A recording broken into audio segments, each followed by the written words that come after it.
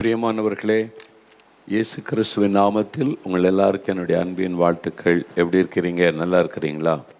ஆண்டவர் ஒவ்வொரு ஜெபிக்கலாமாக நிகழ்ச்சியின் மூலமாக நம்மோடு பேசிக்கொண்டே இருக்கிறார், நம்மை பலப்படுத்துகிறார்.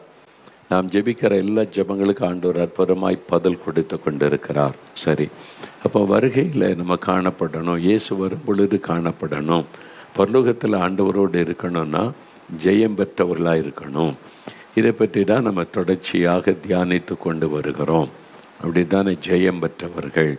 வெளிப்படுத்தின விசேஷம் 2-3 அதிகாரங்களில் நம்ம பார்க்குறோம். 7 சபைகளுக்கு ஆண்டவர் செய்தி சொல்லும்போது சபைகளுக்கு, அப்போ சபைக்குள்ளே தான் எல்லாருமே இருக்கிறோம்.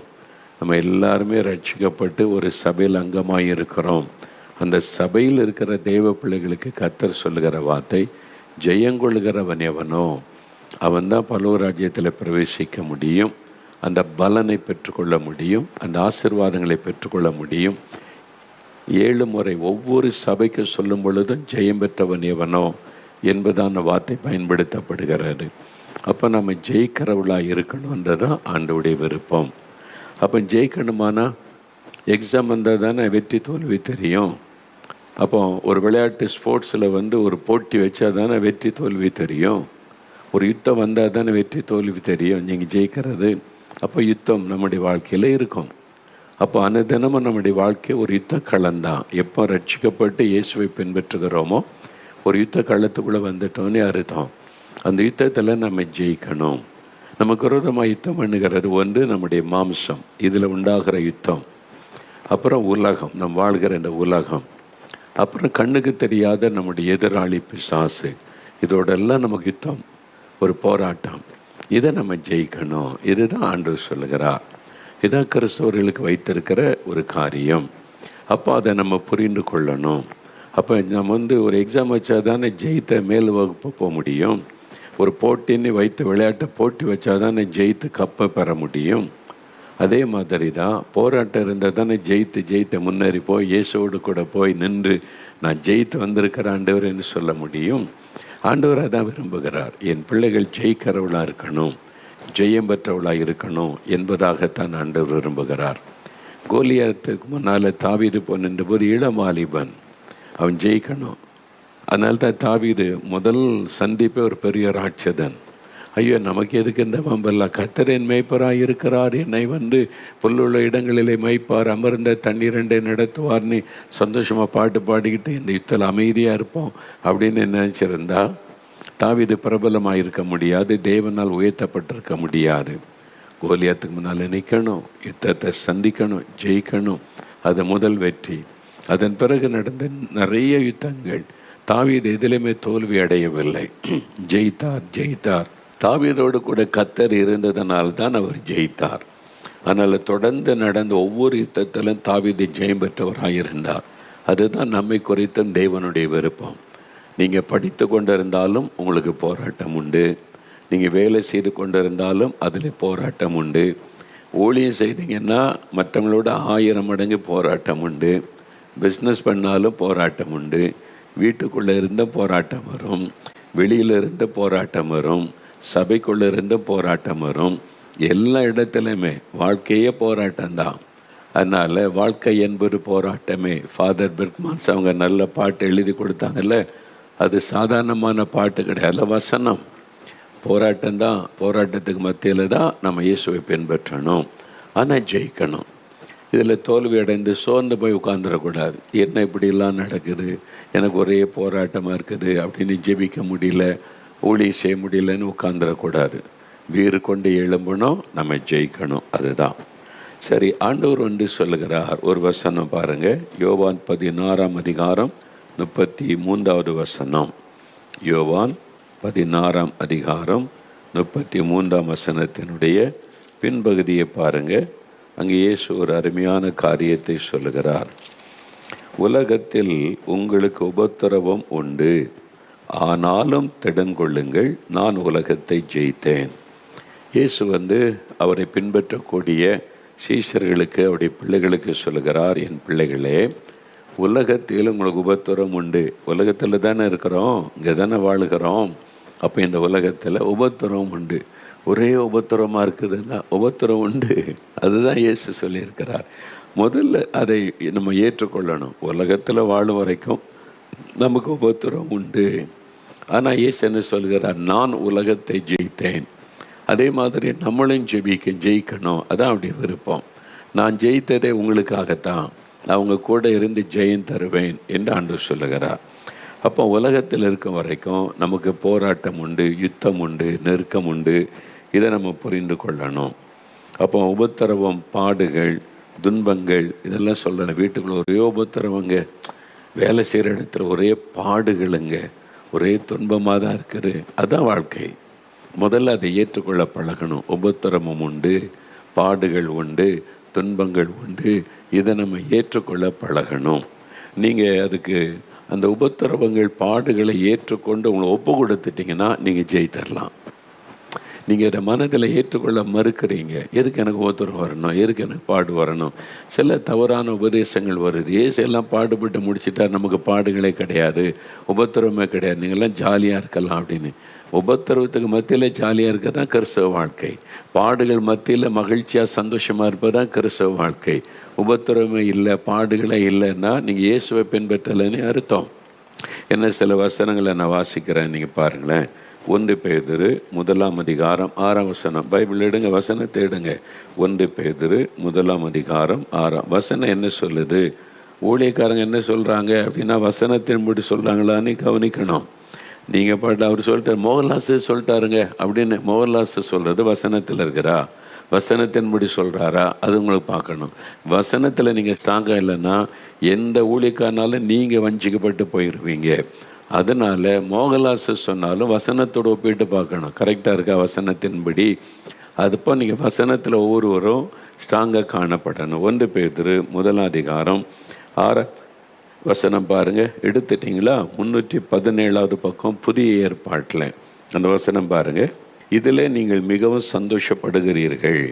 அதாவது ரட்சிக்கப்பட்டோம், அபிஷேகம் பெற்றோம், ஆண்டவரோடு ஐக்கியமாக இருக்கிறோம், அதில் ரொம்ப சந்தோஷம், அதில் சந்தோஷப்படுகிறீர்கள். என்றாலும் துன்பப்பட வேண்டியது அவசியமானதால் இப்பொழுது கொஞ்ச காலம் பலவிதமான சோதனைகளினாலே துக்கப்படுகிறீர்கள். துன்பப்பட வேண்டியது அவசியம். நல்ல வசனத்தை கவனிங்க. துன்பப்பட வேண்டியது அவசியம். நான் துன்பப்பட வேண்டியது அவசியம். ஒவ்வொருவரும் அதை உணர்ந்து கொள்ளணும். நான் துன்பப்பட வேண்டியது அவசியம். இப்பொழுது கொஞ்ச காலம், இந்த உலகத்தில் இருக்க வரைக்கும் தான், அப்புறம் பரலோகத்தில் மகிழ்ச்சியாக இருக்க போகிறோம்ல, இது கொஞ்ச காலம், உலக வாழ்க்கை. கொஞ்ச காலம் பலவிதமான சோதனைகளினாலே துக்கப்படுகிறீர்கள். சில சமயம் துக்கம் வரும், அதை கடந்து நம்ம போகணும். பாடுகள், துக்கங்கள், இதை நம்ம கடந்து போய்த்தான் ஆகணும். அதனால் இதுக்கெல்லாம் விலகி ஒரு வாழ்க்கை வாழ முடியாது. இதுதான் ஆண்டவர் நமக்கு வசனம் போதிக்கிற காரியம். இன்னொரு வசனம் எடுங்க. அப்போஸ்தலர் நடபடிகள் 14ஆம் அதிகாரம், அப்போஸ்தலர் 14ஆம் அதிகாரம் 22வது வசனம் பாருங்கள். அப்போஸ்தலர் 14:22. அது 183வது பக்கம் புதிய ஏற்பாட்டில். அந்த வசனம் நான் வாசிக்கிறேன் பாருங்கள். சீஷருடைய மனதை திடப்படுத்தி பவுல் அப்போஸ்தலன் தான் ஊழியம் செய்து சபைகளை ஸ்தாபித்து விசுவாசிகளை ஏற்படுத்தின அந்த சபைகளை அவர் போய் சந்தித்தேன்னு சொல்கிறாரு. சீஷருடைய மனதை திடப்படுத்தி விசுவாசத்தினாலே நிலைத்திருக்கும்படிக்கு அவர்களுக்கு புத்தி சொல்லி, நாம் அநேக உபத்திரவங்களின் வழியாய் தேவனுடைய ராஜ்யத்தில் பிரவேசிக்க வேண்டும் என்று சொன்னார்கள். அப்போ பரலோக ராஜ்யத்துக்கு போகிறது எப்படி? அநேக உபத்திரவங்களின் வழியாய். இதான் அறிந்து கொள்ளுங்க. ஒரு நாள் 2 நாள் அநேக உபத்திரம் வரும். அதுக்கு மத்தியில் தான் கிறிஸ்தவ வாழ்க்கை, அதுக்கு மத்தியில் தான் சந்தோஷம், அதுக்கு மத்தியில் தான் மகிழ்ச்சி. அந்த பாடுகளில் சந்தோஷம் அனுபவிக்கிற அந்த அனுபவத்துக்குள்ளே நம்ம வந்துடணும். புரியுதா உங்களுக்கு? இதான் வசனம். அப்போது சீஷருடைய மனதை திடப்படுத்தி விசுவாசத்தில் நிலைத்திருக்கும்படி. விசுவாசத்தில் தான் நீங்கள் பாடுகளை ஜெயிக்க முடியும். நீங்கள் எப்படி இதை ஜெயிக்கிறது? விசுவாசத்தினாலே. அப்போ அநேக உபத்திரவங்களின் வழியாய் அநேக உபத்திரம் வரும். நீங்கள் சொல்லுங்கள், கணவரால் உபத்திரவங்க, பிள்ளைகளால் உபத்திரவங்க, இந்த மனைவியால் உபத்திரவங்க, மாமியாரால் உபத்திரவங்க, வேலைக்கு போனால் அந்த ஆஃபீஸரால் உபத்திரவம், சபைக்கு போனால் அங்கேயும் உபத்திரவம் தான். என்ன தான் குறி வைத்து தாக்குறாங்க, பேசுகிறாங்க. இந்த மாதிரி எங்கே பார்த்தாலும் உபத்திரவம். அநேக உபத்திரவங்களின் வழியாய் நம்ம தேவனுடைய ராஜ்யம், பல்லவ ராஜ்யத்துக்கு போய் ஆகணும். அப்போ உபத்திரவமே எனக்கு வேண்டாம் அப்படின்னா என்ன அர்த்தம்? பரலோகமே வேண்டான்னு சொல்கிற மாதிரி. அதனால் உபத்திரவம் துன்பம் வேண்டான்னு சொல்லாருங்க. அது வரணும், அது இருக்கணும். அதுக்கு மத்தியில் நம்ம ஜெயித்து ஜெயித்து ஜெயித்து முன்னேறி போகணும். ஜெயிக்கிறவர்களாக இருக்கணும். அதுதான் முக்கியம். இப்போ நான் கடந்து வந்த பாதை திரும்பி பார்க்குறேன். ஆண்டவர் என்னை ஊழியத்துக்கு நான் என்னை ஒப்பு கொடுத்து 50 வருஷங்கள் ஆகிறது. 1974 ஊழியத்துக்கு அழைத்து என்னை ஒப்பு கொடுத்தேன். நான் ஆரம்பத்தில் ஊழியன்னா அது ஒரு பெரிய மதிப்பு, மரியாதை, புகழ்ச்சி அதுதான் இருக்கும்னு நினச்சேன். ஆனால் உள்ளே வந்த பிறகு தான் தெரிஞ்சது அதை விட பயங்கரம் பாடு, உபத்திரவம், நிந்தை, அவமானங்கள் இதுதான் சொல்லி. ஆரம்பத்தில் எனக்கு தெரியாது. முதல்ல தெரிஞ்சிருந்தால் வந்திருக்க மாட்டோம்ல. உள்ளே வந்த பிறகு தானே தெரியுது. திருப்பி ஓட முடியாதுல்ல. ஆண்டவர் பிடிச்சு நிறுத்திட்டால, இதுதான்ப்பா, இப்படி தான் ஊழியம் செய்தாகணும். அப்போ உபத்திரம் வரும். நான் எப்படி அதை ஜெயிக்கிறாரு அப்படின்னா, கவனிக்க, நான் ஆரம்பத்தில் நான் ஊழியத்துக்கு வந்த அந்த பிகினிங்கில் இந்த உபத்திரம் பாடு, நிறைய உபத்திரம் பாடு. சொல்லாததை சொன்னதா, செய்யாததை செய்ததா, பரிகாசம், ஏளனங்கள். அந்த காலத்தில் இந்த வீடியோலாம் இல்லை, இந்த யூடியூப் அது இதெல்லாம் இல்லைல்ல. இப்போ அதில் அந்த உபத்திரம் எல்லாம் காலங்களில் ஒவ்வொரு விதவிதமாக வந்தது. முதல்ல நேரில் இந்த சூழ்நிலையில் பேசினார், அப்புறம் பத்திரிகையில் எழுதினது, இப்போ வீடியோவில் வருகிறாரு. அதனால் உபத்திரம் பாடு மட்டும் நிற்கலை, அது வித்தியாசமான கலரில் வந்து கொண்டே இருக்கிறது, அவ்வளோதான். அதனால் அதை தான் பார்க்குறோம். அது முடிவடையலை. அப்போவே ஆரம்பத்தில் உபத்திரம் வந்தோடனே நான் சொன்னேன், என்னை விட்டுருங்க சாமி, நான் வரல ஊழியத்துக்கு, நான் ஏதாவது வேலை பார்க்குறேன், டைம் கிடைக்கும் போதெல்லாம் ஊழியம் செய்வேன், தினம் ஊழியம் செய்வேன், ஞாயிற்றுக்கிழமை எல்லாம் ஊழியம் செய்வேன். நீங்கள் எனக்கு ஜீவன் கொடுத்துருக்குறீங்க, என்னை விட்டுருங்க. நான் அப்படி முழு நேர ஊழியத்துக்கு வந்து இப்படிலாம் பேசுகிறாங்க, கண்டதெல்லாம் பேசுகிறாங்க. நான் ஊழியத்துக்கு வர முன்னால் யாரும் இப்படிலாம் பேசலை, இப்போ தான் பேசுகிறாங்க, என்னை விட்டுருங்க ஆண்டவரேன்னு தான் நான் உட்காந்து அழுதேன்.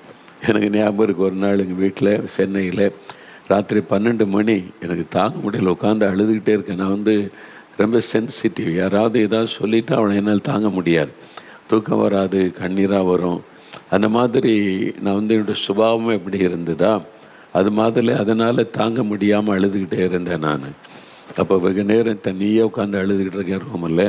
இயேசு என்னை சந்தித்தா, ஆண்டவர் பேசினார். நான் ஒரு அநேகமான சாமிகள் துக்க முகத்தோடு தான் பார்த்துருக்கிறேன். பல பாரமான காரியத்தை சொல்லி ஜெபிக்க சொல்லுவார், அப்படி தான் பார்த்துருக்கிறேன். ஆனால் அன்றைக்கி ஆண்டவர் சிரித்த முகத்தோடு எதுக்கிட்ட அழுதுகிட்டு இருக்கிறேன் அப்படின்னு கேட்டேன். ஓ யூ ஆர் கிரையிங். இல்லை, இந்த மாதிரி பேசுகிறாங்க. ஊழியத்துக்கு வந்தால் நம்ம ஏதோ ஒரு ஊழியத்துக்கு வந்துட்டோன்னு ஒரு மதிப்பு மரியாதைலாம் இருக்குன்னு பார்த்தா இப்படி பேசுகிறாங்க ஏளனமா. அதுவும் நான் சொல்லாததை சொன்னதாக சொல்கிறாங்க, செய்யாததை செய்த பொய்யானதெல்லாம் பேசுகிறாங்க. இது நமக்கு சரிப்படாத ஆண்டவரை, என்னால் தாங்க முடியல அப்படின்னு. உடனே ஆண்டவர், அப்படியா, உன்னை பற்றி அப்படி பேசுனாங்களா, ஏன் ஊழியக்காரனை பற்றி பேசுனாங்களா, நான் யுத்தம் பண்ணுறேன் அவனுக்காக, அவன் பல்ல உடைக்கிறேன், கையை உடைக்கிறேன், அவனை அவன் பாதத்தில் கொண்டு போடுறேன், அப்படி ஏதாவது சொல்லுவார்னு பார்த்தா அப்படி சொல்லலை அவர். அப்படி தான் பேசுவாங்க, அப்படி தான் சொல்லுவாங்க, அப்படி தான் பொய்யானதெல்லாம் சொல்லி உன்னை பரிகாசம் பண்ணுவாங்க. என்ன ஆண்டவரே அப்படி சொல்கிறீங்க? நான் அப்படி தான் நான் ஊழியம் செய்தேன். நான் பிதாவின் சித்தத்தை நிறைவேற்ற வந்தேன். நான் யாருக்கு என்ன தீமை செய்தேன்? நன்மை தான் செய்தேன். ஆனால் நான் செய்ததெல்லாம் குற்றப்படுத்தி தானே. முதல்ல எனக்கு விரோதமாக பேசினது ரோமர்கள் கிடையாது. எனக்கு விரோதமாக பேசினதெல்லாம் தேவாலயத்தை சுற்றி இருக்கிற ஊழியம் செய்கிறவங்க தான். அவங்க தான் பேசினாங்க. ஆசாரியர்கள், பிரதான ஆசாரியன், வேதபாரகர், பரிசேயர், அவங்க தான் பேசினாங்க. மென்டல்னாங்க, பைத்தியம் பிடிச்சிருக்குனாங்க, அதெல்லாம் பேசினாங்க. அதுக்கு மத்தியில் தானே நான் ஊழியம் செய்தேன். அது மாதிரி தான் நீயும் என்னை பின்பற்றி வரணுமானா சிலுவை சுமக்கணும். சிலுவை சுமந்து கொண்டு தான் என் ஊழியத்தை செய்யணும். சிலுவை என்பது என்னது? பாடுகள், நிந்தை, அவமானம், பாடுகள், பொய்யான குற்றச்சாட்டுகள். சிலுவை சுமந்துக்கிட்டு தான் வரணும். ஆண்டவர் எனக்கு அந்த ராத்திரியில் தெளிவுபடுத்தி நான் முழங்கால் படிக்கிட்டு என்னை ஒப்பு கொடுத்தேன் பாடுகளுக்கு. ஆண்டவரே, சிலுவை சுமக்க என்னை ஒப்பு கொடுக்கிறேன், பாடுகளுக்கு என்னை ஒப்பு கொடுக்கிறேன், உபத்திரவத்திற்கு என்னை ஒப்பு கொடுக்கிறேன்.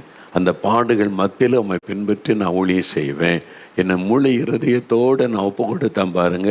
அதோடு ஆண்டவர் எடுத்து போட்டார். எனக்குள்ள ஒரு மாற்றம் எனக்குள்ளே தான் வந்தது. மற்றவங்களெல்லாம் மாற்றுவாங்கன்னு நான் எதிர்பார்த்தேன். நீ மாறு, அவ்வளோதான். என்ன தான் ஆண்டவர் மாற்றினார். நீ சுற்றில் இருக்கிற எல்லாத்தையும் மாற்றினா நீ நினைக்கிறியா? நீ மாறு. என்ன தான் ஆண்டவர் மாற்றினார். அதனால் இப்போ என்ன பேசினாலும் என்ன திட்டினாலும் அவன் உட்காந்து வீடியோவில் என்ன போட்டாலும் ஒன்றும் என்னை பாதிக்கிறதும் இல்லை, அசைக்கிறதும் இல்லை, வருத்தப்படுத்துறதும் இல்லை, என் தூக்கத்தை கெடுக்கிறதும் இல்லை, அதை பற்றி சிந்தனையே வருவதில்லை. ஏன்னா அதுக்கு என்னை ஒப்பு கொடுத்ததுனால. இதுதான் ஊழியம். இப்படி தான் நடக்கும், இப்படி தான் பேசுவாங்க. முன்னால் எழுதுனாங்க பேப்பரில், மாதம் தவறாமல் எழுதுறது. இப்போ என்ன செய்தாலும் அதை பரிகாசம் பண்ணி இப்போ பேசுகிறது. அதனால் எனக்கு என்ன குறை வந்துட்டு? இன்னும் நிறைய ஆத்மாக்களுக்கு ஆசீர்வாதமாக தானே கர்த்தர் வச்சுருக்காரு. தினந்தோறும் ஆத்மாக்களை ரட்சிக்கிறாரு, தினந்தோறும் மக்களுக்கு சுகம் கொடுக்குறாரு.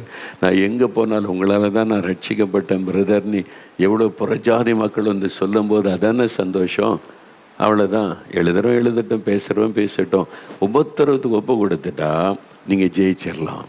சாத்தான் வந்து அந்த நிந்தை அப்படி எழுதுறது மூலமாக என்னை சோர்ந்து போக பண்ணிடணும், ஊழியத்தை முடைக்கிறோன்னு அவன் நினச்சான். அதுக்கு எழுதுகிற ஊழியர்களை பயன்படுத்தினான். இப்போ பேசுகிற ஊழியரை பயன்படுத்துகிறான். உட்காந்து வீடியோவில் பேசிட்டா நம்ம முடங்கிடுவானே. ஆனால் இன்னும் தீவிரமாக தான் ஊழியம் செய்கிறோம்.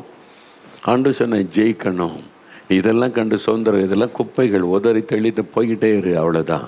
அதெல்லாம் அதுதான் ஆண்டவர் கற்றுக் கொடுத்தார். அப்போ உபத்திரவத்திற்கு நீங்கள் ஒப்பு கொடுக்கணும். இயேசுவை பின்பற்ற எப்போ நீங்கள் அவரை ஏற்றுக்கொண்டு பின்பற்ற ஆரம்பிச்சிங்களோ உபத்திரவத்தின் பாதையில் தான் நடத்துவார். அப்போ அதற்கு உலகம் உங்களை பகைக்கும். உலகத்தில் பல விதங்களில் நெருக்கங்களை கொண்டு வரும். உங்களை சோர்ந்து போக பண்ணுகிற காரியங்கள் நடக்கும். அப்போ அநேக உபத்திரவங்கள் வரும். துன்பப்பட வேண்டியது அவசியம். அநேக உபத்திரவங்கள் வழியாகத்தான் நடக்கணும். இதெல்லாம் வேதம் நமக்கு போதிக்கிற சத்தியங்கள். இன்னொரு வசனம் பாருங்கள், 2 தீமோத்தேயு 3ஆம் அதிகாரம் 12வது வசனம். 2 தீமோத்தேயு 3ஆம் அதிகாரம் 12வது. இந்த வசனங்களை எல்லாம் நீங்கள் ஆழமாக பதித்து கொள்ளுங்க. 2 தீமோத்தேயு 3ஆம் அதிகாரம் 12ஆம் வசனம் எடுத்துட்டிங்களா?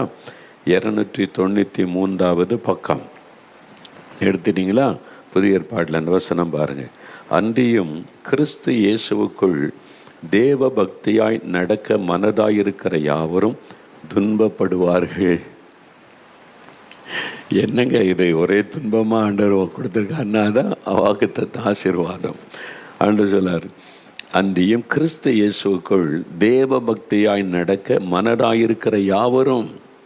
நீங்கள் ஊழியக்காரங்க மட்டும்தான் துன்பப்படுவாங்கன்னு இல்லை. நீங்கள் விசுவாசி, வேலை செய்கிறீங்க, பேங்கில் வேலை செய்கிறீங்க, படிக்கிறீங்க, பிஸ்னஸ் பண்ணுறீங்க, நீங்கள் தேவ பக்தியாக நடக்க விரும்புகிறீங்க. கிறிஸ்து இயேசுவுக்குள் தேவ பக்தியாய் நடக்க மனதாயிருக்கிற யாவரும் துன்பப்படுவார்கள். எல்லாருமே அப்படி தான். அப்போ யாரும் தப்ப முடியாது. இது ஆண்டவர் நமக்கு வைத்திருக்கிற ஒரு பாதை. இதை நம்ம மறுக்க முடியாது. இப்போ இஸ்ரவேல் மக்கள் எகிப்தின் அடிமைத்தனத்தில் ஆண்டவர் விடுதலை ஆக்கினாரா? விடுதலை பெற்றுட்டோன்ற சந்தோஷம். நம்ம ரட்சிக்கப்பட்டோன்னா விடுதலை பெற்றுட்டோம், ரட்சிப்பின் சந்தோஷம் தேவனுடைய பிள்ளை. இனி அவரை பின்பற்றி நடக்கணும். கானான் தேசத்தை நோக்கி, ஒரு புதிய தேசம், நம்ம பரம கானான் பரலோகத்தை நோக்கி பிரயாணப்படுகிறோம். போகிற வழி எப்படிப்பட்டது? வனாந்தரம்.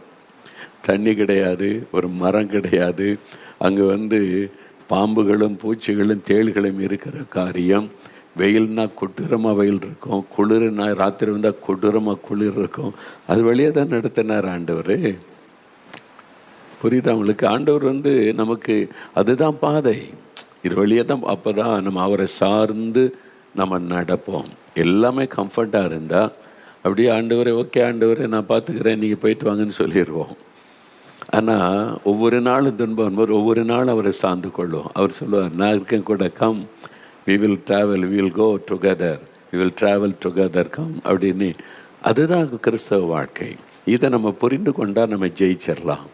இந்த உலகம் நம்ம முடக்க பார்க்கும், நம்ம செயலற்றவர்களாய் நம்ம முடக்கி போட்டு விட பார்க்கும். சோர்வு, கலக்கம், பயம், அதில் முடக்கி விடலான்னு சொல்லி.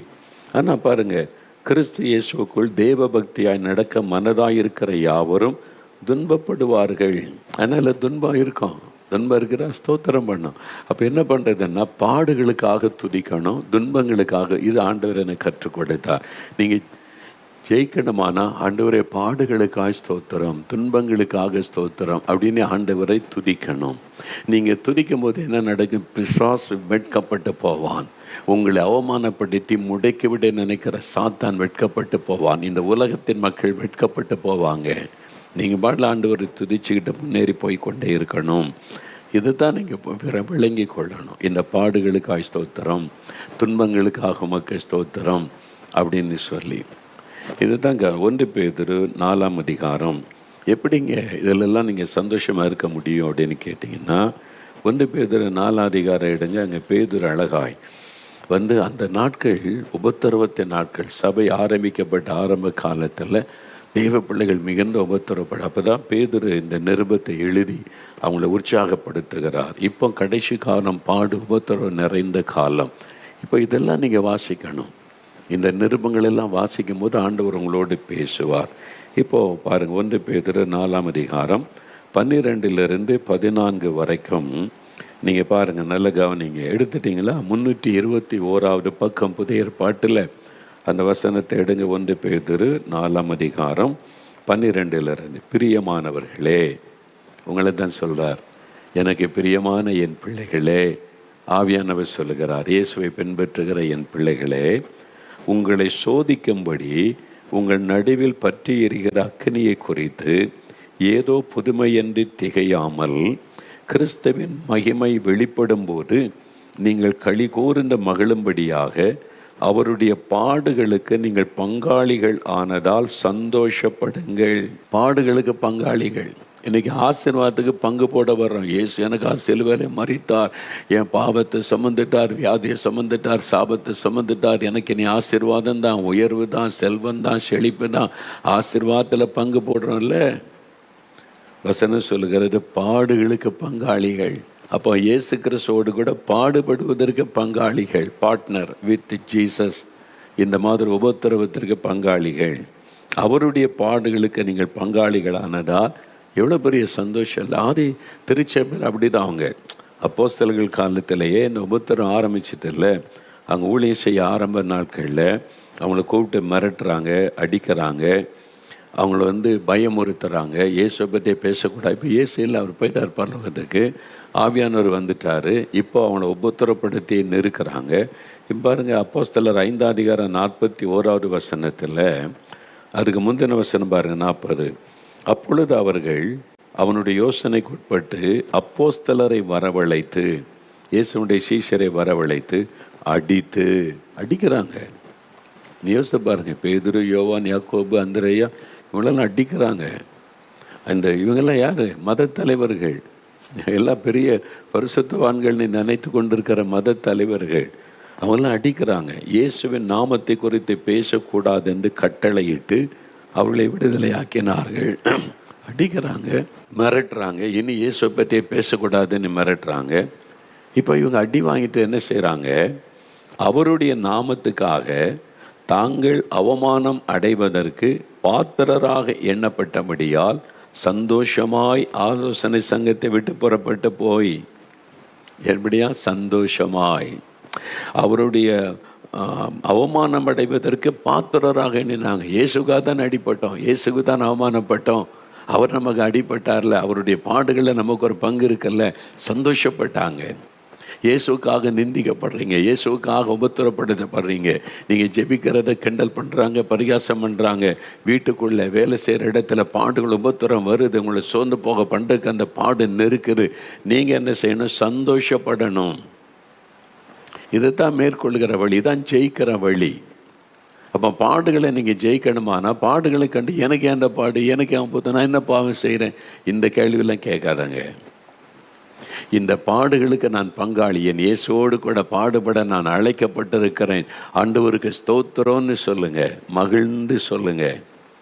இதுதான் ஜெயிக்கிற வழி. நீ உட்காந்து மூலையில் உட்காந்து அழுதுகிட்டு இருந்தா சாத்தான் கைத்தட்டி சிரிச்சு, இதுதான் எனக்கு வேணும், உட்காரு, அழு, முடங்கு, ஒன்று எழும்பாத, ஜெபிக்காத, நீ சந்தோஷமாக இருக்காத, தூங்கு முடிஞ்சா அல்லது எப்பவும் துக்க முகமாக அல்ல. இதான் பிசாசு விருப்பம். நீங்கள் இத்தனை பாடு நெருக்கத்தில் சந்தோஷமாக மகிழ்ச்சியாக இவ்வளோ திட்டினாலும் இந்த ஆணுக்கு உரைக்க மாட்டேங்குது.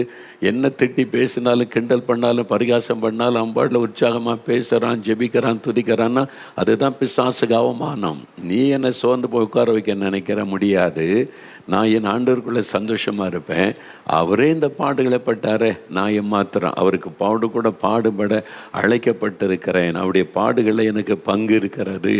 நான் இயேசுவனுடைய பங்காளி, பார்ட்னர்ஷிப் வித் ஜீசஸ். ஆசீர்வாதத்துக்கு மட்டுமல்ல, பாடுகளுக்கும் நான் பங்காளி. இதை நம்ம மனதில் ஏற்றுக்கொள்ளணும். அன்றைக்கு அவங்க ஏற்றுக்கொண்டாங்க.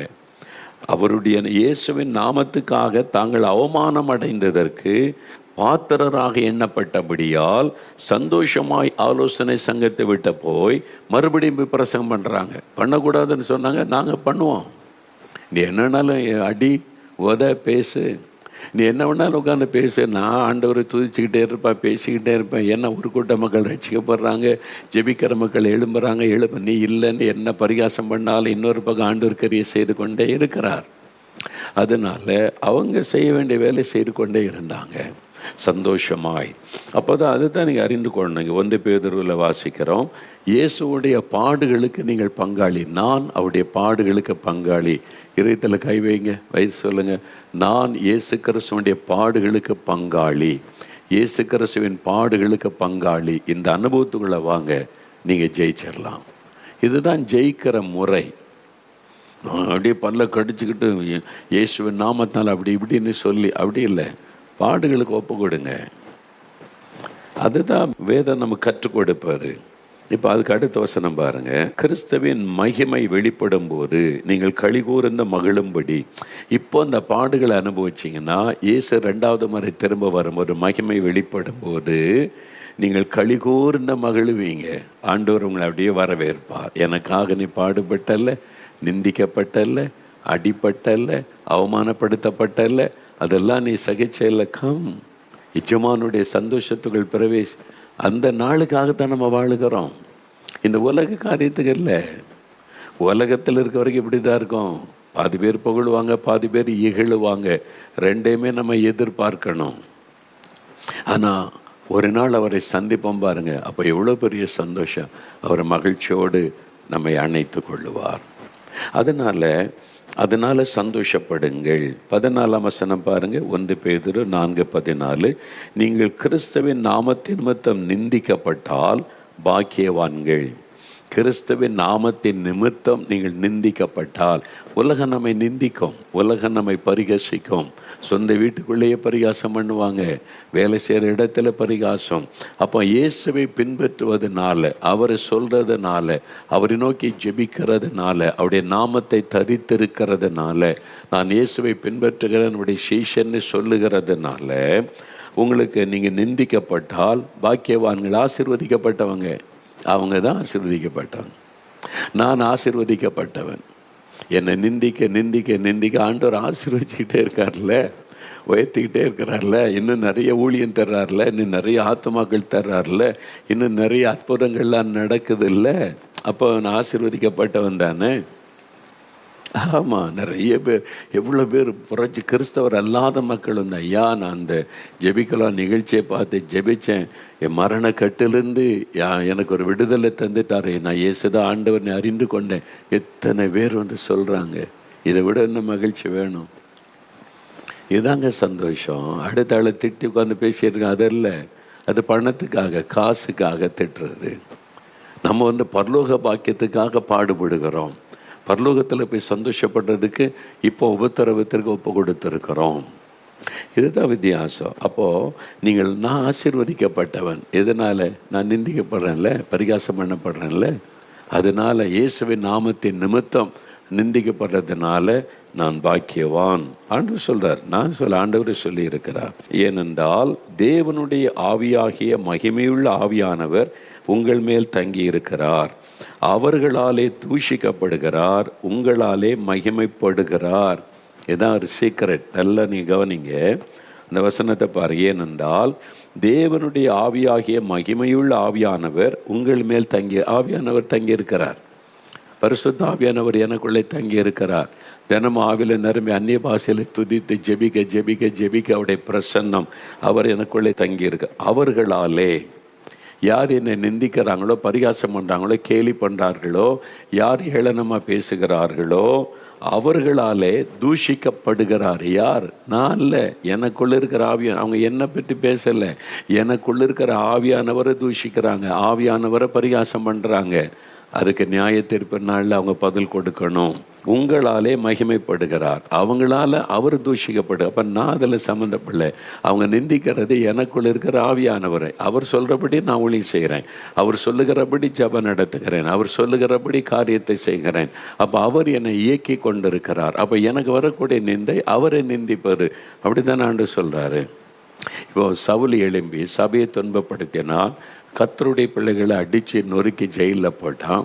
இப்போ ஆண்டவர் அவனை சந்திக்கிறார். அப்போஸ்தலர் 9 அதிகாரத்தில் இயேசு அவனை சந்திக்கும் போது, சவுலே சவுலே, ஏன் என் பிள்ளைகளை துன்பப்படுத்துகிறாய் அப்படி பேசலை, ஏன் என் ஊழியர்களை துன்பப்படுத்துகிறாய் அப்படி பேசலை, ஏன் என் சபையை துன்பப்படுத்துகிறாய் பேசலை, சவுலே சவுலே ஏன் என்னை துன்பப்படுத்துகிறாய். அப்போ என்ன அர்த்தம்? அவருடைய பிள்ளைகளுக்கு வரக்கூடிய துன்பம் அவருக்கு வந்த துன்பம். அதனால தான் நான் அசைந்து கொடுப்பதில்லை. என்னை திட்டுறானா என்ன இல்லையா, எனக்குள்ளே இருக்கிற ஆண்டவரை திட்டுறான். என்னை பரிகாசம் பண்ணானா எனக்குள்ளே இருக்கிற ஆவியானவரை பரிகாசம் பண்ணுகிறான். எப்படி சொல்கிறீங்க? வசனம் சொல்லுது இல்லை, இதான் வசனம். இந்த வசனத்தை நீங்கள் தெளிவாக அறிஞ்சிட்டிங்கன்னா உங்களை அசைக்கவே முடியாதுங்க. பிசாசு எத்தனை விதத்தில் உங்களுக்கு விரோதமான ஆட்களை எழுப்பி விதவிதமாக உங்களுக்கு விரோதமான காரியம் செஞ்சாலும் உங்களை அசைக்கவே முடியாது. வசனத்தில் நீங்கள் நின்றுட்டீங்கன்னா ஆவியானவர் வசனத்தை கொண்டு பலப்படுத்திடுவார். இங்கே பாருங்கள், மகிமையுள்ள ஆவியானவர் உங்கள் மேல் தங்கி இருக்கிறார், அவர்களாலே தூஷிக்கப்படுகிறார். அவங்க உங்கள் பேரை சொல்லி தான் தூஷிக்கிறாங்க, உங்களை தான் பரிகாசம் பேசுகிறாங்க. ஆனால் ஆவியானவர் சொல்கிறார், உன்னை இல்லை மகளே, உனக்குள்ளே இருக்கிற என்ன தான் தூஷிக்கிறாங்க, நீ சும்மா இரு. மகனே, உன்னை இல்லை, பரிகாசம் பண்ணுறது, எதிர்க்கிறது, கேவலமாக பேசுறது என்னை பற்றி தான், நீ அமைதியாரு. அப்படி தான் ஆண்டவர் சொல்லுகிறார். அப்போ அவர்களாலே தூஷிக்கப்படுகிறார், உங்களாலே மகிமைப்படுகிறார். நம்ம அருமையாக இருந்தால் பொறுமையாக இருந்தோன்னா நம்மளாலே ஆண்டவர் மகிமைப்படுவார். நீங்களும் பதிலுக்கு பதில் பேசி சண்டை போட்டு நெருக்கினீங்கன்னா ஆண்டவர் அவமானப்படுத்துகிற மாதிரி ஆகிறோம். அமைதியாக தெய்வ சித்தத்துக்கு ஒப்பு கொடுத்துட்டு போயிட்டீங்கன்னா உங்கள் மூலமாக அவர் மகிமைப்படுவார். இதுதான் வசனம் சொல்லுகிற சத்தியம். அப்போ நீங்கள் ஜெயிக்கணும், இந்த போராட்ட உலகத்தில் ஜெயிக்கணுமானா வசனத்தின்படி வாழுவதற்கு அர்ப்பணித்து கொள்ளுவது, வசனத்தை சரியாய் புரிந்து கொண்டு நீங்கள் உங்களை அர்ப்பணித்து கொள்ளுவது. அப்போ என்னங்க செய்யணும்? பாடு வந்தாக்கி 1 பேதுரு 2 அதிகாரம் 19 23 வசனம் வரைக்கும் நீங்கள் வாசித்தீங்கன்னா முக்கியமான ஒரு காரியம் ஆண்டவர் சொல்கிறார் பாருங்கள். 1 பேதுரு 2 அதிகாரம் 19 23 எடுத்துட்டிங்களா? 319 பக்கம். அங்கே பாருங்கள், 19 நாம் வாசிக்கலாமா? ஏனெனில் தேவன் மேல் பற்றுதலாயிருக்கிற மனசாட்சி நிமித்தம் ஒருவன் அநியாயமாய் பாடுபட்டு உபத்திரவங்களை பொறுமையாய் சகித்தால் அதுவே பிரீதியாயிருக்கும். பாருங்கள், தேவன் மேல் இயேசுவின் மேலே பற்றுதலாயிருக்கிற மனசாட்சி நிமித்தம் நீங்கள் அவரை உறுதியாக பற்றி கொண்டதுனால தான் உங்களுக்கு இந்த பாடெல்லாம் வருது. நீ ஜெபம் பண்ண என்னது கண்ட அப்படின்னு வீட்டுக்குள்ளே பேசுவாங்க. உடனே டக்குன்னு சோர்வு தான் வர்ற மாதிரி தெரியும். நீங்கள் அதை ஏற்றுக்கொள்ளக்கூடாது. சொல்கிறாங்க, திட்டுறாங்கன்னு உங்கள் மனதில் ஏற்றுக்கொள்ள. பிரச்சனை நம்மளை பாதிக்காது, பிரச்சனை நம்ம எப்படி ஏற்றுக்கொள்கிறோம் என்பதில் தான் பாதிப்பு. அதனால் என்ன பேசினாலும் செஞ்சாலும் நீங்கள் எப்படி அதை ரிசீவ் பண்ணுறீங்க என்பதில் தான் காரியம் இருக்கிறது. இப்போ எனக்கு நம்ம எத்தனை பேர் பேசுகிறாங்க உங்களுக்கு தெரியல. முன்னால் எழுதுனாங்க, இப்போ பேசுகிறாங்க. பேச பேச பேச நான் எப்படி நான் எடுத்துக்கொள்கிறேன், அதையே நான் யோசித்துக்கிட்டே ஏன் எனக்கு பேசணும், ஏன் அவனுக்கு எனக்கு என்ன சம்மந்தம், ஏன் இப்படிலாம் பேசணும், நான் குழம்பிக்கிட்டு இருந்தால் எனக்கு பிரச்சனை. அதையே ஆண்டு சொன்னார், லீவ் இட், இந்த காலை வாங்கி இந்த காலை விட்டு தள்ளிட்டு போயிட்டே இரு. அவங்க பேசுகிற ஆள் யார் எதுக்கு அதை பற்றியே கண்டுக்காத. ஆண்டவர் முதல்ல சொல்லிட்டார். இதெல்லாம் இந்த சேனல் வர்றதுக்கு முன்னாலே கத்த சொன்னால், என்ன இந்த உலகத்தில் பேசினால் நடந்தாலும் எதையும் செட்டப் பண்ணாத, நான் ஒன்று கொடுத்த ஊழியத்தில் முன்னேறி போய்கிட்டே இரு, அவ்வளோதான். அதனால் நான் அதை பார்க்கறதில்லை, கேட்கறதில்லை. யார் சொன்னாலும் அதுக்கு இருதயத்தில் ஏற்றுக்கொள்வதில்லை. இருதயத்தில் நீங்கள் ஒரு காரியத்தை ஏற்றுக்கொள்கிறது தான் உங்களை பாதிக்கும். இங்கே வசனம் என்ன சொல்லுது? தேவன் மேல் பற்றுதலாக இருக்கிற மனசாட்சி நிமித்தம் ஒருவன் அநியாயமாய் பாடுபட்டு உபத்திரவங்களை பொறுமையாய் சகித்தால் அதுவே தேவனுக்கு முன்பாக பிரீதியாய் இருக்கும். நீங்கள் குற்றம் செய்து அடிக்கப்படும் போது பொறுமையோடு சகித்தால் அதனாலே என்ன கீர்த்தி உண்டு? நல்ல கவனி. இப்போ என்ன சொல்கிறேன், நம்ம பெரும்பாலும் நான் தப்பு பண்ணி என்னை திட்டினா பரவாயில்லைங்க, நான் ஏதோ தப்பு பண்ணிட்டேன்னு என்னை வயதா என்னை நடத்தினா பரவாயில்ல, நான் அந்த மாதிரி பண்ணலையே, ஒன்றுமே செய்யலையே, ஆனால் ஒன்றும் செய்யாதுக்கு என்ன பேசுகிறாங்களே, என்னை வேலை செய்கிற இடத்துல தப்பு பண்ணிட்டேன்னா திட்டினா பரவாயில்ல, ஒன்றுமே இல்லாமல் திட்டுறாங்களே, இதுதான் உங்களுடைய குற்றச்சாட்டு. ஆனால் வசனம் என்ன சொல்லுப்பாங்க, ஆப்போசிட்டாக இருக்குல்ல, நம்ம நினைக்கிற ஆப்போசிட். அப்போ வசனத்தின்படி நம்ம வாழணும், நம்ம சிந்தனையை கீழ்ப்படுத்தணும். நல்ல கவனிங்க. திரும்ப நீங்கள் குற்றம் செய்து அடிக்கப்படும் போது, நீங்கள் தப்பு பண்ணிட்டீங்க, உங்களை திட்டுறாங்க, தண்டனை கொடுக்குறாங்க, அதை பொறுமையோடு நீங்கள் சகித்த, சரி தப்பு பண்ணிட்டேன், சரி நல்ல பொறுமையோடு சகித்தால் அதனால என்ன கீர்த்தி உண்டு? நீங்கள் தப்பு பண்ணீங்க, தண்டிக்க போகிறீங்க, தப்பு பண்ணீங்க, உங்களை பேசுகிறாங்க, தப்பு பண்ணீங்க, உங்களுக்கு இந்த காரியம் நடக்குது, அவமானப்படுத்துகிறாங்க, சரியா போச்சு, அதனால் என்ன கீர்த்தி உண்டு? அப்போ நீங்கள் நன்மை செய்து பாடுபடும் போது பொறுமையோடு சகித்தால் அதுவே தேவனுக்கு முன்பாய் பிரீதியாக இருக்கும். நம்ம வித்தியாசம் பார்த்தீங்களா? நம்ம என்ன சொல்கிறோம், தப்பு பண்ணால் பரவாயில்லைங்க, நம்மளை திட்டினா, தப்பே பண்ணாத போது இப்படி பார்த்தா எனக்கு கோவம் வருதுன்னு பல்ல கடிக்கிறோம்ல, அங்கே தான் தப்பு பண்ணுகிறோம். வசனத்துக்கு மாறாக நம்ம நடக்கிறோம், வசனத்துக்கு மாறாக செயல்படுகிறோம். வசனம் என்ன சொல்லுது, நீங்கள் தப்பே பண்ணலை, உங்களை குற்றப்படுத்துகிறாங்க, பரிகாசம் பண்ணுறாங்கன்னா பொறுமையாக சகித்து கொள்ளுங்க. அதான் தேவனுக்கு முன்பாக. இதுதான் ஜெயிக்கிற முறை. நீங்கள் ஜெயிக்கணுமானா வசனத்தின்படி வாழ உங்களை அர்ப்பணித்து கொள்ளணும். நீங்கள் தப்பு பண்ணிட்டீங்க, உங்களை பரிகாசம் பண்ணுறாங்கன்னா அப்போ நீங்கள் ஒப்பு கொடுத்து ஜெபிச்சு சரிப்படுத்தி கொள்ளணும். ஆமாம், நான் தப்புனால தான் பேசுகிறாங்க, நான் தப்புனால தான் கண்டிக்கிறாங்க அப்படின்னு சொல்லி, அப்போ நீங்கள் பொறுமையாக இருந்தீங்கன்னா என்ன அர்த்தம்? இதுதான் வசனம் சொல்லுகிற. அதனால் நீங்கள் நன்மை செய்து பாடுபடும் போது பொறுமையோடு சகித்தால் அதுவே தேவனுக்கு முன்பாய் பிரீதியாக இருக்கும். ஏன் நான் அப்படி பொறுமையாக சகிக்கணும்? நான் தப்பு பண்ணாமல் என்னை திட்டுறாங்க, வைகிறாங்க, பேசுகிறாங்க, எனக்கு விரோதம் என்ன, நான் எப்படி ஏன் பொறுமையாக இருக்கணும்? ஏன் இருக்கணும்னா அடுத்த வசனம் சொல்லுது, இதற்காக நீங்கள் அழைக்கப்பட்டு இருக்கிறீர்கள். பாடுபட நீங்கள் அழைக்கப்பட்டிருக்கிறீங்க. என் மகளே, மகனே, நீ என்னை கூட சிலுவை சுமக்க தான் நான் இப்போ அவனை அழைச்சிருக்கிறேன், பாடுபட தான் அவனை அழைச்சிருக்கிறேன். இதற்காக நீங்கள் அழைக்கப்பட்டு இருக்கிறீங்க. ஆசீர்வாதமாக இருப்பதற்கு மட்டும் இல்லை, ஆண்டவர் ஆபிரகாமை போல் ஆசீர்வதிப்பார், உயர்த்துவார், இதெல்லாம் வாக்குத்தத்தம் இருக்கிறது. அதை அந்த ஆசீர்வாதத்தை அனுபவிக்கணுமானா இந்த வசனத்துக்கு ஒப்பு கொடுக்கணும். ஆபிரகாம் மாதிரி ஆசீர்வதிக்கப்பட்ட சொந்த வீட்டை விட்டு, சொந்த இனத்தை விட்டு நான் காண்போ, அது சாதாரண காரியமா?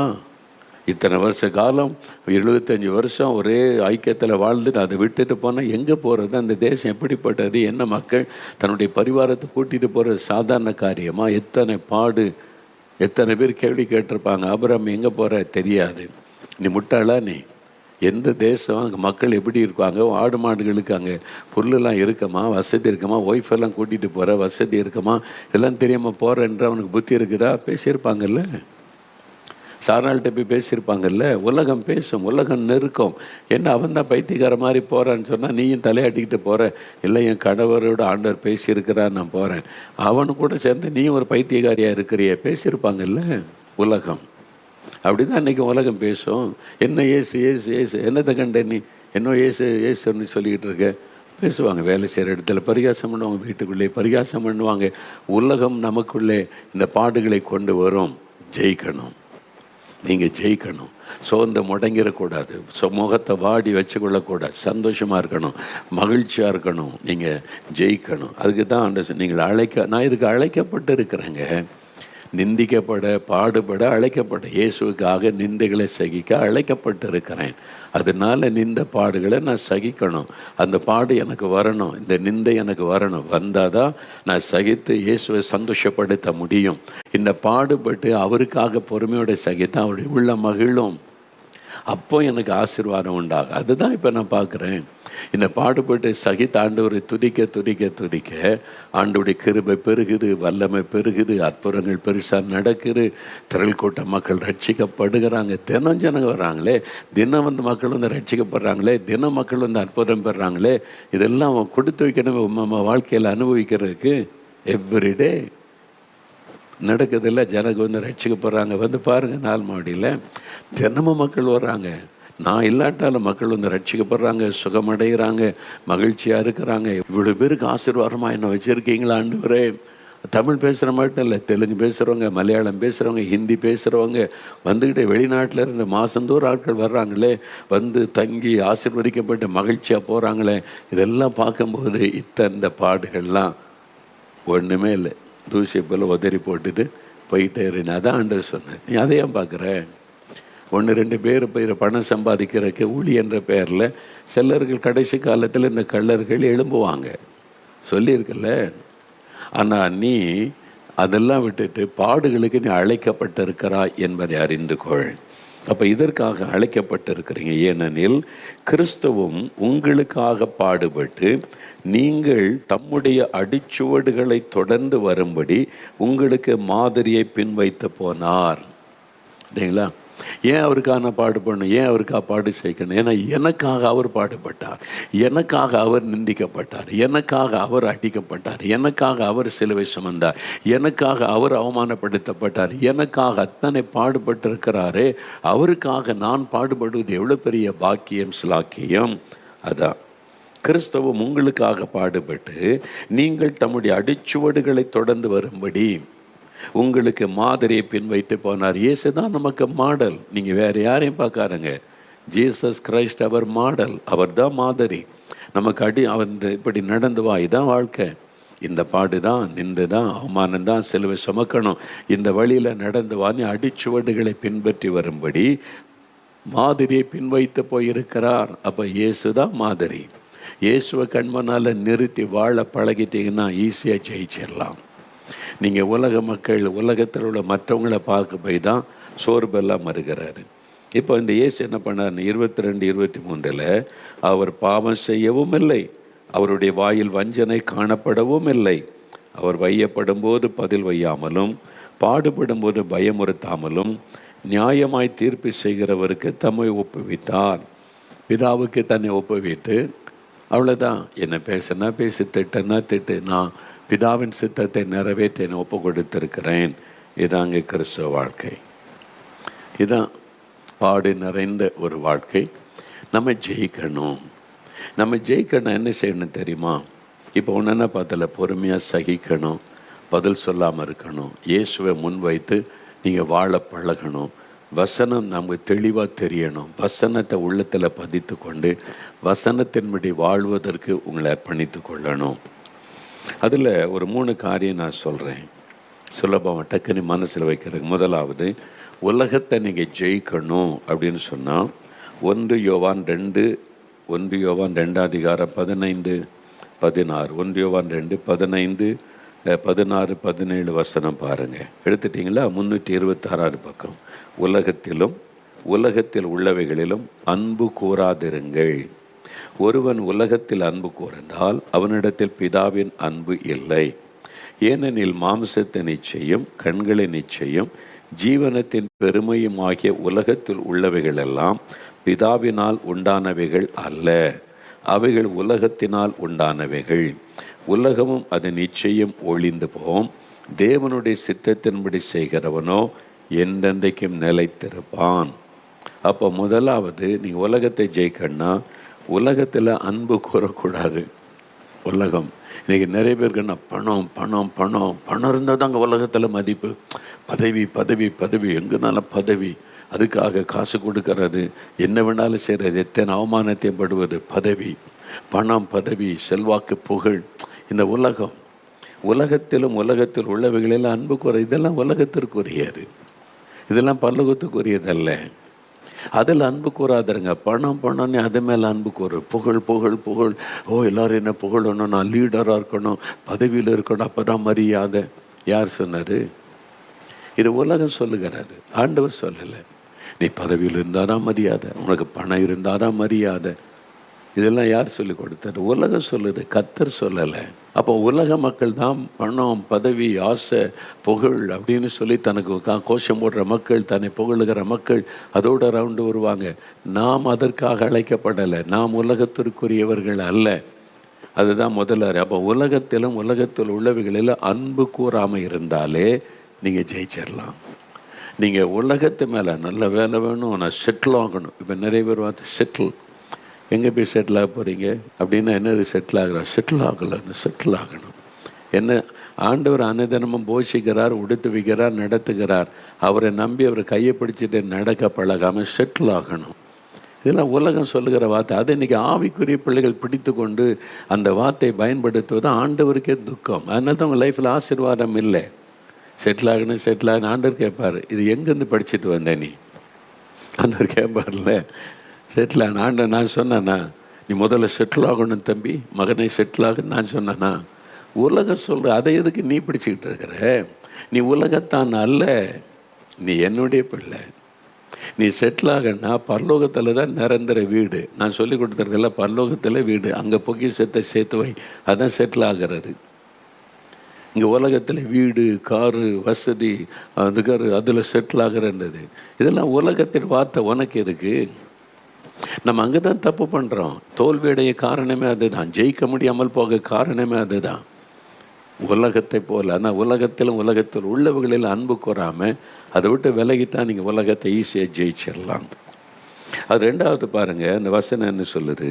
1 யோவான் 2 அதில் 15, 16, 17 மாம்சத்தின் நிச்சயம், கண்களின் நிச்சயம், ஜீவனத்தின் பெரு. இதான் மாம்சத்தின் நிச்சயம், பணம், கிரேசி, அதில் பணம் அதை சம்பாதிக்கிற. கண்களின் நிச்சயம், பார்க்குறதெல்லாம் வாங்கணும், இந்த பைக் வாங்கணும், இந்த கார் வாங்கணும், அந்த இடம் வாங்கணும், இந்த இடம் வாங்கணும், கண்களின் நிச்சயம். ஜீவனத்தின் பெருமை, அப்போ தான் எல்லோரும் பெருமை. இவர் கார் வச்சுருக்காரு, இவர் அதை வச்சுருக்காரு, என்னை யாரும் மரியாதை குறைவாக பேசிடக்கூடாது அப்படின்னு பெருமை. அது ஒரு பெருமையின் ஆவி. தெரியாமலே அந்த ஆவி உள்ளே நுழைஞ்சிரும். பெருமை. உனக்கு தெரியுமா, எனக்கு வீடு இருக்குது, எனக்கு கார் இருக்குது, பைக் இருக்குது, நான் சொல்லும்போதே உள்ளத்தில் பெருமை. அப்போ ஜீவனத்தின் பெருமை. இதன் உலகத்தில் உள்ளவைகள் எல்லாம், இதெல்லாம் பிதாவினால் உண்டானவைகள் அல்ல, இவைகள் உலகத்தில் உண்டானவைகள். உலகமும் அது நிச்சயம் ஒளிந்து போகும், தேவனுடைய சித்தத்தின்படி செய்கிறவனோ என்றென்றைக்கு நிற்பான். முதல்ல உலகத்தில் அன்பு கூறாமல் அதை விட்டு விலகுங்க. ரெண்டாவது, தேவ சித்தத்தின்படி செய்யுங்க. அதான் சொல்ல, தேவனுடைய சித்தத்தின்படி செய்கிறவனோ நிலைத்திருப்பான், ஜெயிப்பான். அப்போ தேவ சித்தம் என்னது? அதான் முக்கியம். இது தேவ சித்தமா, இதை வாங்கலாமா, இதை செய்யலாமா, இது எனக்குரியதா, தேவனுடைய சித்தமா? தேவ சித்தத்தின்படி செய்கிறவன், அதில் கவனம் செலுத்தினா நீங்கள் ஜெயிக்க முடியும். மூன்றாவது நீங்கள் பார்த்தீங்கன்னா 1 யோவான் 5ஆம் அதிகாரத்தில் 4-5 வசனம் பாருங்கள். 1 யோவான் 5ஆம் அதிகாரம் 4-5 வசனங்கள் பாருங்கள். தேவனால் பிறப்பதெல்லாம் உலகத்தை ஜெயிக்கும், நம்முடைய விசுவாசமே உலகத்தை ஜெயிக்கிற ஜெயம். இயேசுவானவர் தேவனுடைய குமாரன் என்று விசுவாசிக்கிறவனை அன்றி உலகத்தை ஜெயிக்கிறவன் யார்? உலகத்தை ஜெயிக்கணும்னா என்ன செய்யணும்? நமக்கு முதல்ல இயேசுக்குள்ளே பிறக்கணும், ரட்சிக்கப்படணும், ஆண்டவருக்குள்ளே நம்முடைய வாழ்க்கை அர்ப்பணிக்கணும், விசுவாசம். அப்போது முதல்ல உலகத்தில் அன்பு கூறாதபடி அதை விட்டு விலகணும். அந்த உலக காரியம் நமக்கு எதுக்கு? நமக்கு உணவு தேவை, உடை தேவை, தங்கருக்கு இடம், இதெல்லாம் ஆண்டவர் அன்னைத்தானே நம்முடைய தேவையெல்லாம் அவர் சந்திப்பார். அதுக்கு மேலே உலக மக்களை போல் ஆசைப்பட்டு பணம், பொருள், நிலம் அப்படின்னு சொல்லி அதில் பெருமைக்கெடுத்த காரியம், அதில் இடம் கொடுக்காமல் இருந்தாலே நீங்கள் ஜெயிக்க முடியும். ரெண்டாவது, பிதாவின் சித்தம். ஒவ்வொன்றும் எதை செய்தாலும் தேவனுடைய சித்தம்தான் நிறைவேற்றின கவனம் செலுத்துங்க, ஜெயிச்சிடலாம். மூன்றாவது, உங்களுடைய விசுவாசம். விசுவாசத்தை வைத்து கர்த்தர் மேலே விசுவாசம் வைத்தீங்கன்னா நீங்கள் ஜெயித்தரலாம். இதில் கவனம் செலுத்துங்க. சரி, அப்போ இன்றைக்கு இந்த 3 காரியம் பார்த்துருக்குறோம். உபத்திரம் உண்டு, பாடுகள் உண்டு. இந்த உபத்திர பாடுகளை நம்ம ஜெயிக்கணுமானா கொஞ்சம் பொறுமை நமக்கு வேணும். உலகத்தில் உள்ளதில் அன்பு கூறக்கூடாது. தேவ சித்தமானதை மட்டும் நம்ம செய்யணும். அவரை விசுவாசித்து வாழ ஆரம்பித்தாலே உலகத்தை ஜெயித்தரலாம். அப்படி ஒப்பு கொடுக்குறீங்களா? இன்றைக்கு இப்போ ஆண்டவர்கிட்ட சொல்லுங்கள். அப்படியே கண்களை மூடி ஒரு நிமிடம் உங்களுடைய இருதயத்தில் கை வைத்து, பாடு இருக்குதா, நிந்து இருக்குதா, உபத்திரம் இருக்குதா, இருதயத்தில் கை வைங்க. அவருடைய மனதில் நீங்கள் உபத்திரம் இருக்குது, பாடு இருக்குது, நிந்தை இருக்குது, அவமானம் இருக்கிறது. இயேசுவை பின்பற்றுறதுனால, ஜெபிக்கிறதுனால, சுவிசேஷ அறிவிக்கிறதுனால பரிகாசம் பண்ணுறாங்க. ஆண்டவரே, இந்த பாடுகளுக்காய் ஸ்தோத்திரம், இந்த நிந்தைக்காக ஸ்தோத்திரம், இந்த உபத்திரவத்திற்காய் ஸ்தோத்திரம். துதிக்க ஆரம்பிங்க. இந்த பாடுகளுக்காய் ஸ்தோத்திரம், உபத்திரவத்திற்காய் ஸ்தோத்திரம். நான் பாக்கியவான், நான் பாக்கியவதி, நான் ஆசீர்வதிக்கப்பட்டவன். ஆண்டவரே, உம்முடைய நாமத்திற்காக துன்பப்படுகிற நான் பாக்கியவான் என்று சொல்லி இருக்கிறீங்க. நான் ஆசீர்வதிக்கப்பட்டவன். என் உபத்திரவம், பாடுகள், நெருக்கங்களுக்காய் ஸ்தோத்திரம், ஸ்தோத்திரம், ஸ்தோத்திரம். ஆண்டவரே, நான் உலகத்தில் உள்ளவைகளிலும் அன்பு கூறக்கூடாது. அந்த அன்பு உங்கள் மேலே மட்டும்தான் நான் இருக்கணும். பரலோகத்தை நான் நேசிக்கணும். காணப்படாதவைகள் மேலே கவனம் செலுத்தணும். அதற்கு என்னை ஒப்பு கொடுக்கிறேன். பிதாவின் சித்தம் செய்ய என்னை ஒப்பு கொடுக்கிறேன். என் விருப்பத்தை நிறைவேற்றாதபடி பிதாவின் சித்தத்தை நிறைவேற்ற ஒப்பு கொடுக்கிறேன். உங்கள் மேலே நான் விசுவாசம் வைத்திருக்கிறேன். விசுவாசத்தினாலே உலகத்தை ஜெயிக்கலாம்னு சொன்னீங்களே, நான் உங்களை விசுவாசிக்கிறேன், வல்லமை விசுவாசிக்கிறேன். ஆண்டவரே, யார் யார் இந்த பிள்ளைகள் ஒப்பு கொடுத்து ஜெபிக்கிறாங்களோ அவங்க மேலே உம்முடைய வல்லமை இறங்கட்டும், உம்முடைய அபிஷேகம் இறங்கட்டும், ஆவியானுடைய பலன் இறங்கட்டும். இன்றைக்கு அவர்கள் உலகத்தை ஜெயிக்கிறவர்களாக எழும்பட்டும், ஜெயம் பெற்றவர்களாக எழும்பட்டும். இந்த மகனுக்கு, இந்த மகளுக்கு ஜெயம் கொடுத்து பலப்படுத்தி ஆசீர்வதித்து நடத்தும். ஜெயம் பெற்றவர்களாய் உமக்கு முன்பாய் வந்த நெருக்க பிள்ளைகளுக்கு கிருபை தாரும். இதோ நீர் ஜெயிக்க கிருபை தருகிற அன்பிற்காக ஸ்தோத்திரம், ஸ்தோத்திரம், ஸ்தோத்திரம். இயேசுவின் நாமத்தில் ஜெபிக்கிறோம் பிதாவே. ஆமேன், ஆமேன்.